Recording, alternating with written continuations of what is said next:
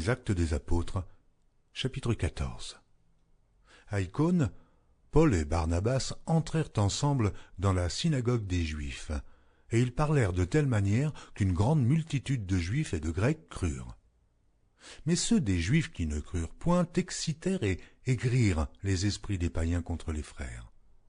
Ils restèrent cependant assez longtemps à Icône, parlant avec assurance, appuyés sur le Seigneur, qui rendait témoignage à la parole de sa grâce et permettait qu'il se fît par leurs mains des prodiges et des miracles. La population de la ville se divisa. Les uns étaient pour les Juifs et les autres pour les apôtres. Et comme les païens et les Juifs, de concert avec leur chef, se mettaient en mouvement pour les outrager et les lapider, Paul et Barnabas, en ayant eu connaissance, se réfugièrent dans les villes de la Lycaonie, à Lystre et à Berde et dans la contrée d'alentour. Ils y annoncèrent la bonne nouvelle. À Lystre se tenait assis un homme impotent des pieds, boiteux de naissance, et qui n'avait jamais marché. Il écoutait parler Paul, et Paul, fixant les regards sur lui et voyant qu'il avait la foi pour être guéri, dit d'une voix forte, « Lève-toi, lève-toi droit sur tes pieds. » Il se leva d'un bond et marcha.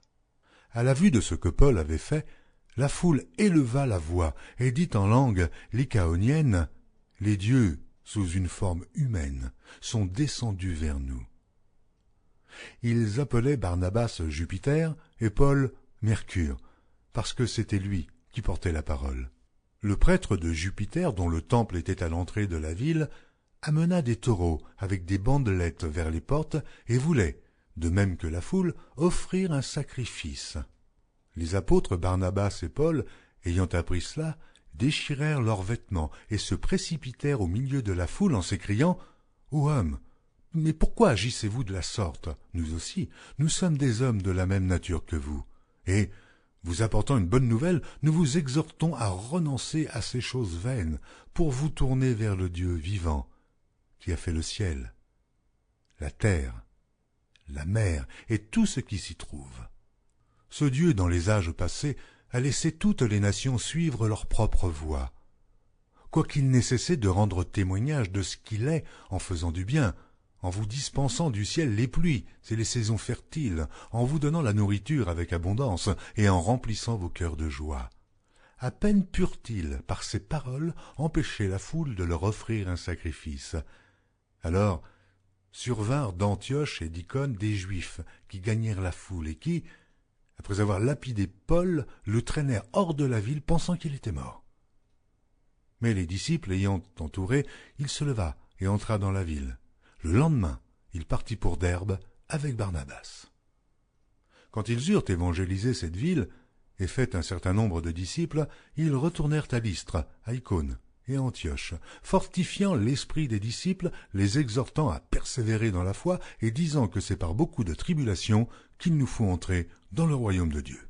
Ils firent nommer des anciens dans chaque église, et, après avoir prié et jeûné, ils les recommandèrent au Seigneur, en qui il avait cru. Traversant ensuite la Pisidie, ils vinrent en Pamphylie, annoncèrent la parole à Perge et descendirent à Attalie. De là, ils s'embarquèrent pour Antioche, d'où ils avaient été recommandés à la grâce de Dieu pour l'œuvre qu'ils venaient d'accomplir. Après leur arrivée, ils convoquèrent l'Église et ils racontèrent tout ce que Dieu avait fait avec eux et comment il avait ouvert aux nations la porte de la foi. Et ils demeurèrent assez longtemps avec les disciples. Les Actes des Apôtres, chapitre 15. Quelques hommes venus de la Judée enseignaient les frères en disant « Si vous n'êtes circoncis selon le rite de Moïse, vous ne pouvez être sauvés. » Paul et Barnabas eurent avec eux un débat et une vive discussion, et les frères décidèrent que Paul et Barnabas et quelques-uns des leurs monteraient à Jérusalem vers les apôtres et les anciens pour traiter cette question. Après avoir été accompagnés par l'Église, ils poursuivirent leur route à travers la Phénicie et la Samarie, racontant la conversion des païens, et ils causèrent une grande joie à tous les frères. Arrivés à Jérusalem, ils furent reçus par l'Église, les apôtres et les anciens, et ils racontèrent tout ce que Dieu avait fait avec eux. Alors quelques-uns du parti des pharisiens qui avaient cru se levèrent en disant qu'il fallait circoncire les païens et exiger l'observation de la loi de Moïse. Les apôtres et les anciens se réunirent pour examiner cette affaire. Une grande discussion s'étant engagée, Pierre se leva et leur dit « Hommes frères, vous savez que dès longtemps Dieu a fait un choix parmi vous, afin que, par ma bouche, les païens entendissent la parole de l'Évangile et qu'ils crussent. Et Dieu qui connaît les cœurs leur a rendu témoignage en leur donnant le Saint-Esprit comme à nous. Il n'a fait aucune différence entre nous et eux, ayant purifié leur cœur par la foi. Maintenant donc, pourquoi tentez-vous Dieu en mettant sur le cou des disciples un joug que ni nos pères, ni nous n'avons pu porter? Mais c'est par la grâce du Seigneur Jésus que nous croyons être sauvés de la même manière qu'eux. » Toute l'assemblée garda le silence et l'on écouta Barnabas et Paul, qui racontèrent tous les miracles et les prodiges que Dieu avait faits par eux au milieu des païens. Lorsqu'ils eurent cessé de parler, Jacques prit la parole et dit « Hommes frères, écoutez-moi. Simon a raconté comment Dieu a d'abord jeté les regards sur les nations pour choisir du milieu d'elles un peuple qui porta son nom. Et avec cela s'accordent les paroles des prophètes, selon qu'il est écrit « Après cela, je reviendrai, et je relèverai de sa chute la tente de David, j'en réparerai les ruines, et je la redresserai, afin que le reste des hommes cherche le Seigneur, ainsi que toutes les nations sur lesquelles mon nom est invoqué, dit le Seigneur, qui fait ces choses, et à qui elles sont connues de toute éternité. C'est pourquoi je suis d'avis qu'on ne crée pas des difficultés à ceux des païens qui se convertissent à Dieu, mais qu'on leur écrive de s'abstenir des souillures des idoles, de l'impudicité, des animaux étouffés et du sang. Car depuis bien des générations, Moïse a dans chaque ville des gens qui le prêchent, puisqu'on le lit tous les jours de Shabbat dans les synagogues. Alors il parut bon aux apôtres et aux anciens et à toute l'Église de choisir parmi eux et d'envoyer à Antioche, avec Paul et Barsabas, Jude, appelé Barnabas, et Silas, hommes considérés entre les frères. Ils les chargèrent d'une lettre ainsi conçue. Les apôtres, les anciens, et les frères aux frères d'entre les païens qui sont à Antioche, et en Syrie, et en Cilicie, salut. Ayant appris que quelques hommes, partis de chez nous, et auxquels nous n'avions donné aucun ordre, vous ont troublés par leur discours et ont ébranlé vos âmes. Nous avons jugé à propos, après nous être réunis tous ensemble, de choisir des délégués et de vous les envoyer avec nos bien-aimés Barnabas et Paul, ces hommes qui ont exposé leur vie pour le nom de notre Seigneur Jésus-Christ.